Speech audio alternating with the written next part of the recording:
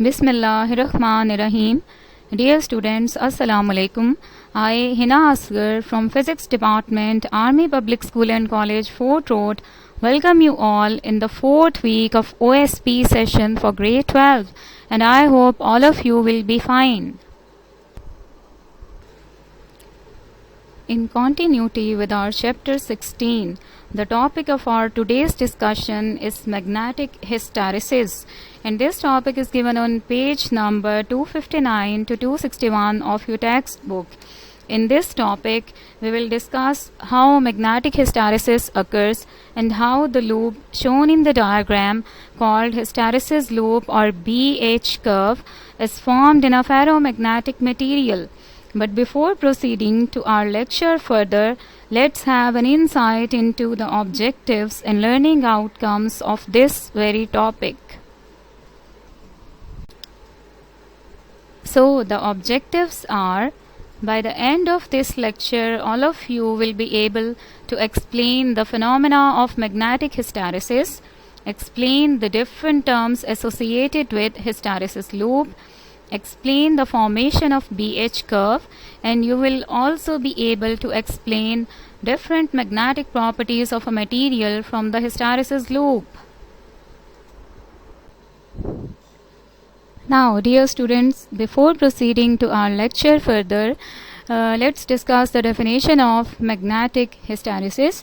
It is defined as the phenomena of lagging of flux density B behind the magnetizing force H in a magnetic material subjected to a cycle of magnetization is known as magnetic hysteresis.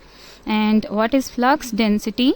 It is defined as the amount of magnetic field lines or lines of force produced within a given area.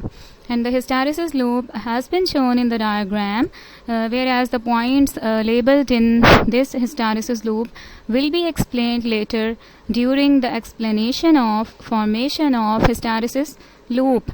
Now, while talking about magnetic hysteresis, a question arises in our mind that how magnetic hysteresis occurs.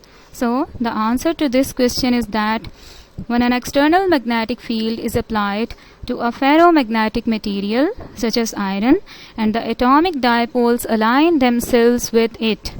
Now there is a video regarding the formation of hysteresis loop, so let's watch the video. Hysteresis curve. We consider a ferromagnetic material inserted in a solenoid. Initially, both H and B are zero. We increase H by increasing the current. The magnetization and hence B increases to its saturated value as shown by the segment AB. We now decrease H to zero. B does not retrace its original path but follows the path BC.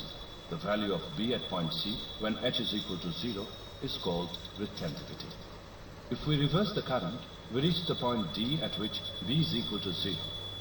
The value of H at point D when B is equal to 0 is called coercivity. As we further increase the reversed current, B saturates in the opposite direction at point E and turning the current to 0 at point F. If we increase the current, B again gets saturated value at point B. The path BCDEFGB can be repeatedly formed. The closed curve BCDEFGB, which represents a cycle of magnetization of a ferromagnetic material, is called its hysteresis loop. Hard ferromagnetic materials have large coercivity and are characterized by broad hysteresis loop. These materials are used to make permanent magnets. Soft ferromagnetic materials have small coercivity and are characterized by narrow hysteresis loop. They dissipate less energy when they are cycled through a hysteresis loop. They are used in devices such as transformers.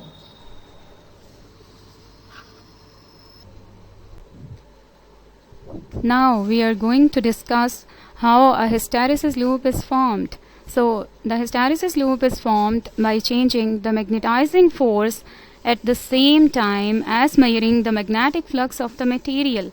And the magnetizing force can be changed by changing the magnetization current, and magnetizing force has been shown in the diagram along x-axis by the alphabet H.